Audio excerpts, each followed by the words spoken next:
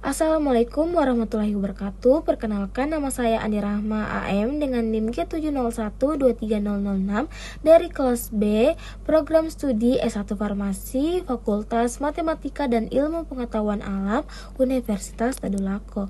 Nah, tujuannya dibuat video ini untuk mengganti ulangan tengah semester dengan mata kuliah kimia medisinal dengan judul hubungan struktur kloramfeniramid maleat atau CTM dengan proses ATME. Nah, langsung saja saya akan menjelaskan bagaimana isinya. Cekidot. Nah, saya jelaskan bagian awal yaitu dari definisi dari CTM, di mana kloramfeniramid maleat ini adalah obat antihistamin generasi pertama dengan rumus molekul C16H19CN2C4H4O4 dan berat molekul 390,9 gram per mol. Nah, obat ini adalah obat bebas atau OTC dengan harga 5.000 per strip. Dia mempunyai sediaan itu 4 mg. Nah, bentuk sediaannya itu ada bentuk tablet oral, sirup anak, injeksi, maleat, salt.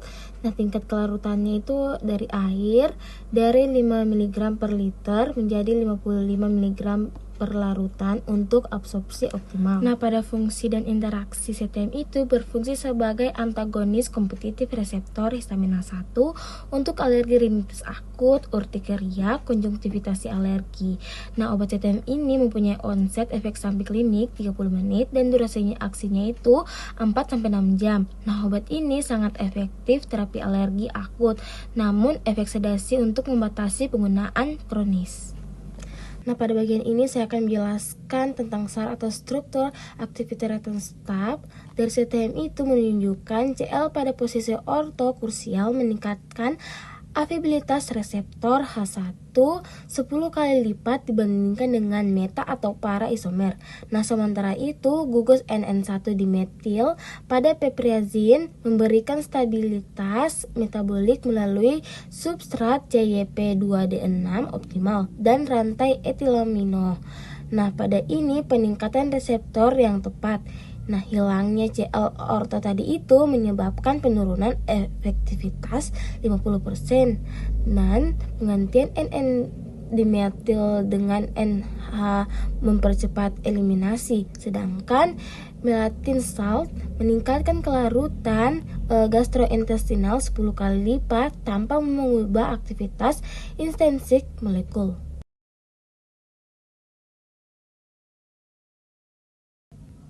Nah, sebelum masuk ke ATME dari CTM itu sendiri, kita perlu tahu apa itu ATME.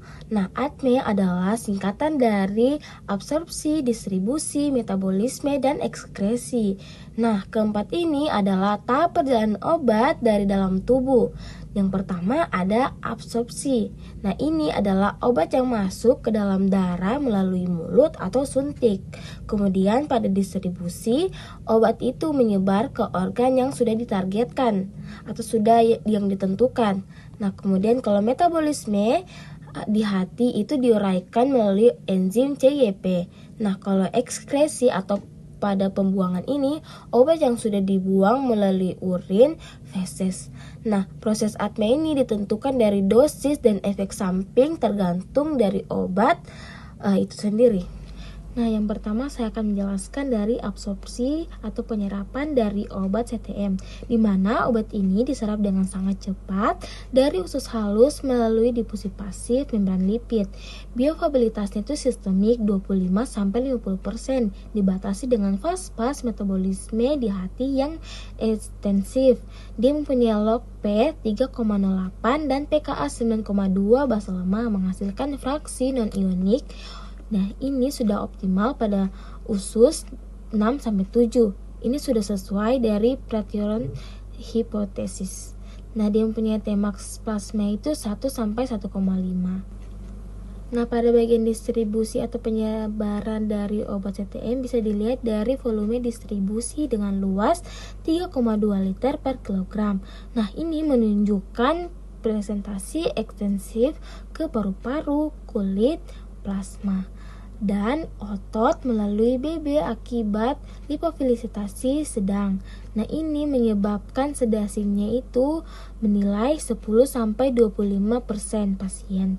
Nah, bisa dilihat dari protein bandingnya ini ada 69-72%. Nah, ini membebaskan fraksi aktif untuk H1 atau blokade cepat. Nah, pada metabolisme atau penguraian dari obat CTM itu sendiri terjadi di hati, terutama melalui enzim CYP2D6 dan sebagian CYP3A4. Nah, proses ini utamanya itu adalah endesimilasi bertahap menjadi dari CTM monodesimetil yang masih aktif kurang lebih 50% menjadi didesimetil dan menjadi lagi nordesimetil. Ini sudah tidak aktif. Nah, sekitar 88% obat ini di metabolisme pada individu dengan CYP2D6 rendah. Obat ini bisa menumpuk dan meningkatkan resiko efek samping. Nah, pada bagian terakhir yaitu ekskresi atau pembuangan dari CTM itu berlangsung secara bifasik, yaitu melalui urin dan feses. Sekitar 12% obat diekskresikan dalam bentuk utuh lewat ginjal atau difiltrasi dulu dan diekskresikan di dalam tubulus. 40% sebagian metabolit itu terkonsumsi dalam urin dan dalam sekitar 48% melalui feses akibat sirkulasi anaerobik. Nah, ini menjadi total sekitar 9,8 sampai 11,4 mili per menit dengan waktu paru cukup panjang, yaitu kurang lebih 12 sampai 48 jam. Rata-ratanya itu 25 jam. Nah, kesimpulan yang dapat diambil dari materi ini yaitu struktur CTM dengan log P 3,08, pKa 9,2, Cl orto, dan NN1 dimetil piperazine menghasilkan profil ATME ideal untuk alergi akut. Onsetnya itu 30 menit, absorpsi, distribusi yang cepat. Trade-off utamanya itu sedasi akibat PB penetralion dan T1/2 panjangnya itu 25 jam, CYP2D6, variabilitas generasi 2 berhasil modifikasi struktur.